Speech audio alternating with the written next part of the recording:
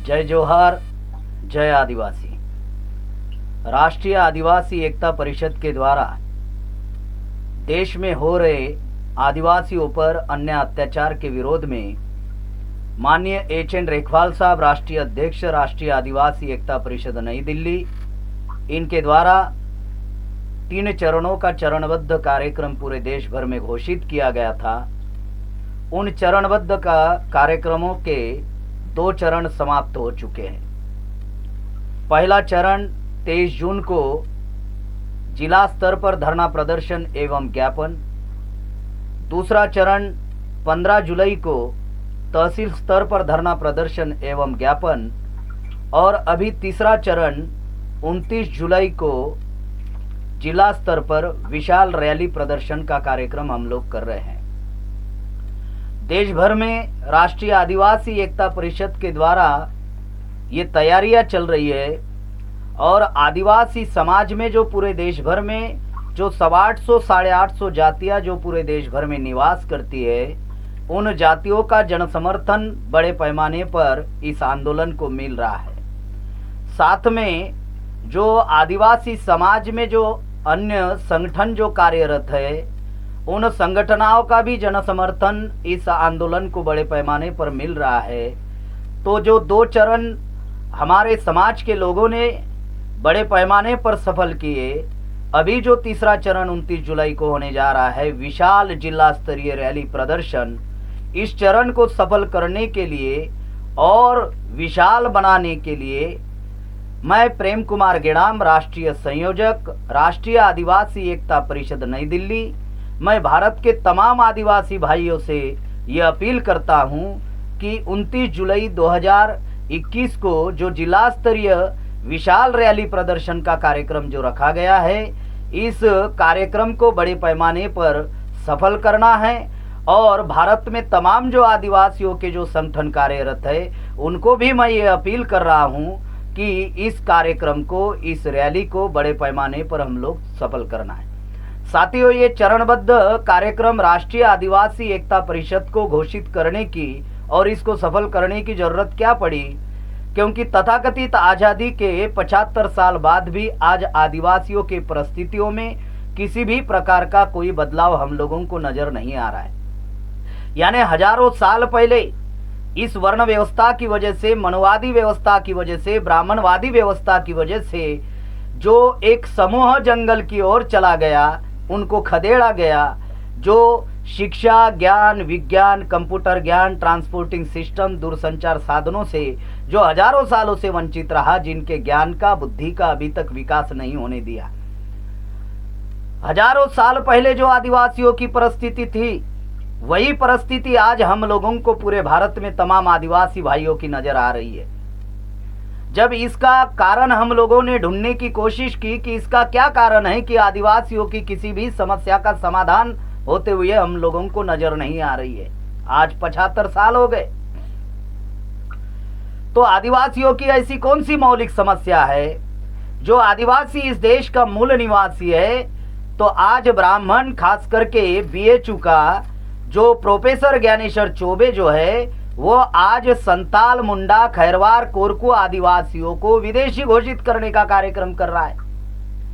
यानी 21 मई 2001 को डीएनए के आधार पर ब्राह्मण इस देश का मूल निवासी नहीं है, बल्कि विदेशी है। ये साबित हुआ डीएनए के आधार पर कि ब्राह्मण विदेशी है। लेकिन कुछ ब्राह्मण ऐसा प्रचार कर रहे हैं कि आदिवासी विदेशी है। तो इस बात को आदिवासी भाइयों को समझना और जानना बहुत जरूरी है।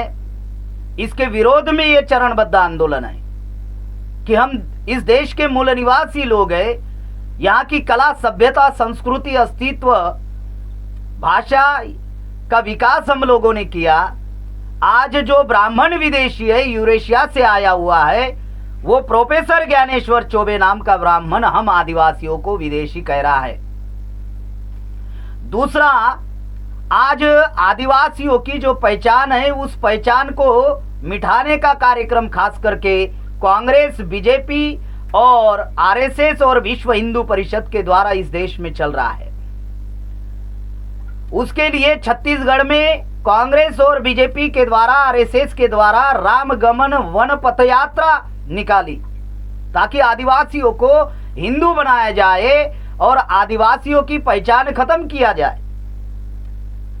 हालांकि हाईकोर्ट और सुप्रीम कोर्ट ने यह बात कही है, करीबन 16 जजमेंट है और 16 जजमेंट में यह बात कही गई कि आदिवासी हिंदू नहीं है। फिर भी बार बार आरएसएस के द्वारा, विश्व हिंदू परिषद के द्वारा, कांग्रेस के द्वारा बार बार ये बात प्रचलित की जा रही है और आदिवासियों को हिंदू बनाने का कार्यक्रम जो है वो इस देश में घोषित किया जा रहा है। दूसरा साथियों, छत्तीसगढ़ में बस्तर में बीजापुर जिले में सिलगेर नाम का गांव है, वहां पे 3 आदिवासियों को मारा गया। झारखंड में साहेबगंज नाम का जिला है, वहां पे एक इंस्पेक्टर थी आदिवासी महिला, उसने भूमाफियों का सारा दस्तावेज इकट्ठा किया था। उस रूपा तिर्की को मारा गया, हत्या की गई, ऐसी चर्चा झारखंड में है। उसके परिजन वाले कहते हैं और उसको आत्महत्या घोषित करने का कार्यक्रम किया। इतना ही नहीं तो गुजरात में स्टैचू ऑफ यूनिटी के नाम से सरदार वल्लभ भाई पटेल की मूर्ति बिठाई गई 3000 करोड़ रुपया खर्चा करके, और उसमें 72 गांव आदिवासी के उजाड़े गए। ऐसे देश भर में बहुत सारे मामले आ रहे हैं। महाराष्ट्र में अमरावती नाम का जिला है, वहां पर मेलघाट नाम का क्षेत्र है।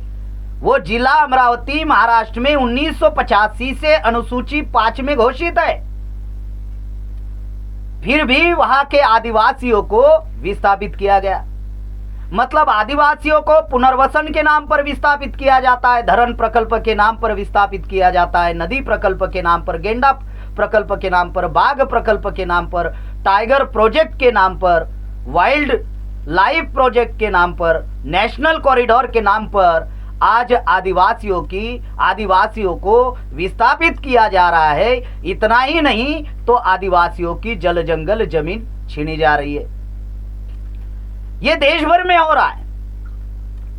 आदिवासियों को विदेशी घोषित करने का कार्यक्रम कर रहे हैं, आदिवासियों को नक्सलवादी करके मारने का कार्यक्रम इस देश में कर रहे हैं, आदिवासियों को अलग अलग प्रोजेक्ट के नाम पर जल जंगल जमीन से बेदखल करने का कार्यक्रम कर रहे हैं।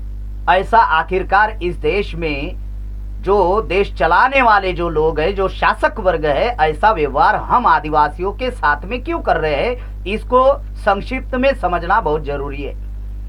साथियों, जब तक आदिवासी आदिवासी है तब तक आदिवासी की जमीन गैर आदिवासी नहीं खरीद सकता। ऐसा संविधान में अनुसूची आर्टिकल 244 1 में अनुसूची 5 में धारा 5(2) में कहा गया है कि आदिवासियों की जमीन गैर आदिवासी नहीं खरीद सकता। जब कहा गया, अब कब खरीदी जाएगी? तो एक, आदिवासियों को अगर विदेशी घोषित किया जाए। नंबर 2, आदिवासियों को नक्सलवादी बनाया जाए। नंबर 3, आदिवासियों को अगर उनकी कला, सभ्यता, संस्कृति, पहचान अगर खत्म कर दिया जाए तो ये धारा 5(2) जो है ये प्रभाव शून्य हो जाएगी। ये सारा उसके पीछे कार्यक्रम है। इस प्रकार का वो लोग कार्यक्रम चला रहे हैं ताकि आदिवासियों को गैर आदिवासी बनाया जाए। ऐसा क्यों वो करना चाहते हैं? ऐसा इसलिए करना चाहते हैं कि आदिवासी जिस क्षेत्र में निवास करते हैं उस क्षेत्र में 89 प्रकार के धातु है। सोने है, चांदी है, हीरे है, जवाहर है, मोती है, ग्रेनाइट, मैग्नाइट, प्रोटेनियम, यूरेनियम, बक्साइट, ऐसे करीबन 89 प्रकार के धातु है जिसकी कीमत 80,000 लाख करोड़ रुपया है। हो गए सर। ऐसा आदिवासियों के साथ में क्यों किया जा रहा है? जब इसका रिसर्च, इसका छानबीन जब हम लोगों ने किया तो पता चला कि पूरे देश भर में आदिवासी जिस क्षेत्र में निवास करते हैं वहां पे 89 प्रकार के धातु है। सोने है, चांदी है, हीरे है, जवाहर है, मोती है, ग्रेनाइट है, मैग्नाइट है, प्रोटेनियम है, यूरेनियम है, बक्साइड है, और आज उसकी कीमत जो है करीबन 80,000 लाख करोड़ से ज्यादा है। और भारत में 2011 की गिनती के अनुसार 13 करोड़ 70 लाख, मतलब अभी ज्यादा से ज्यादा 15-16 करोड़ आदिवासी इस देश में निवास कर रहे हैं। अगर ये 80,000 लाख करोड़, अगर ये 15-16 करोड़ आदिवासियों में बांट दिया जाए तो इस देश का पूंजीपति ये टाटा, बिरला, मफतलाल, अडानी, अंबानी नहीं होगा, तो इस देश का पूंजीपति ये आदिवासी होगा। ये बात इस देश की मनुवादी, ब्राह्मणवादी व्यवस्था जानती है।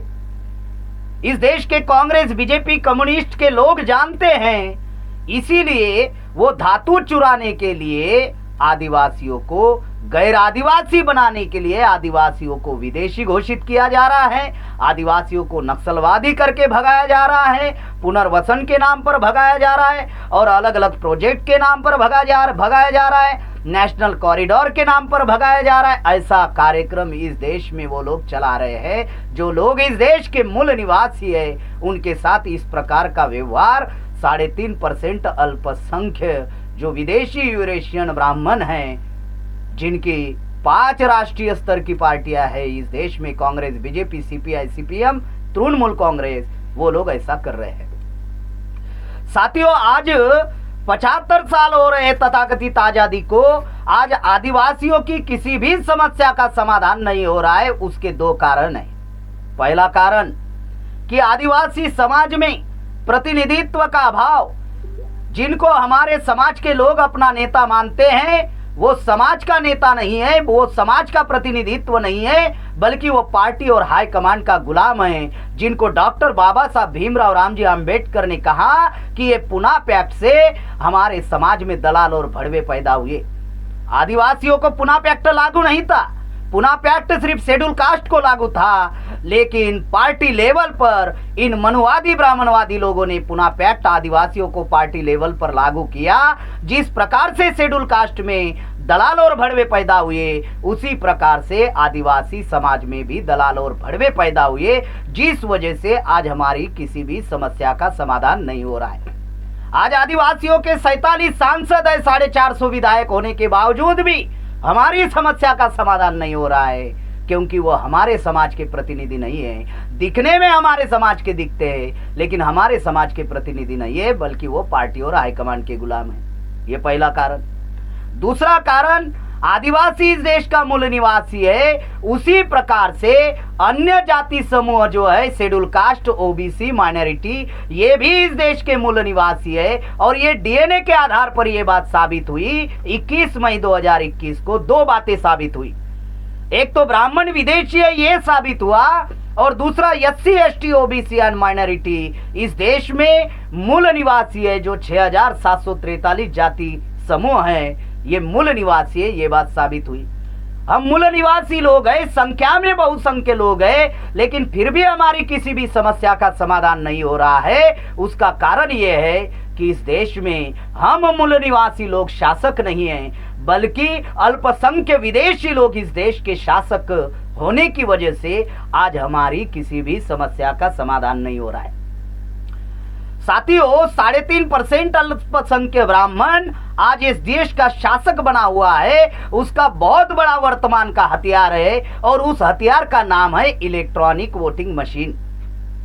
अब इलेक्ट्रॉनिक वोटिंग मशीन के द्वारा इस देश में हम मूल निवासी बहुजन समाज के लोगों का जो वोट का अधिकार था, जो शासक बनने का अधिकार था, जो राजा बनने का अधिकार था, वो प्रभाव शून्य कर दिया है।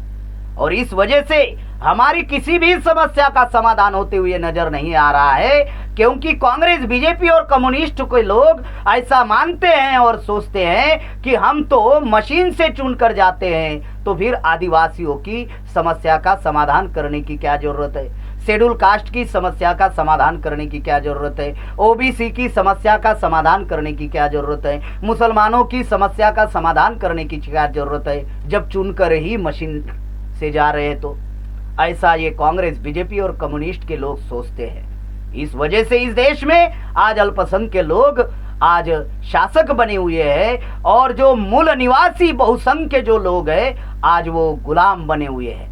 इन बातों को ध्यान में रखते हुए हमारी समस्या का समाधान अगर करना है, तो इस देश में हम लोगों को जन आंदोलन की तैयारी करनी होगी और जन आंदोलन के तैयारी के अंतर्गत राष्ट्रीय आदिवासी एकता परिषद के राष्ट्रीय अध्यक्ष माननीय एच.एन. रेखवाल साहब के द्वारा ये 3 चरणों का चरणबद्ध आंदोलन घोषित किया गया, जिसका आखिरी चरण है 29 जुलाई को विशाल रैली प्रदर्शन का कार्यक्रम जिला मुख्यालय पर रखा गया है। तो मैं राष्ट्रीय आदिवासी एकता परिषद का राष्ट्रीय संयोजक इस नाते भारत के तमाम आदिवासियों को और भारत के तमाम मूल्यवासी बहुजन समाज यानी schedule caste, schedule tribe, OBC, minority लोगों को मैं ये अपील करता हूं कि आप लोग 29 जुलाई को विशाल रैली प्रदर्शन में आप लोग साथ और सहयोग देंगे।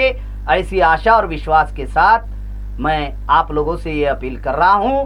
धन्यवाद। जय जोहार, जय आदिवासी, जय भारत।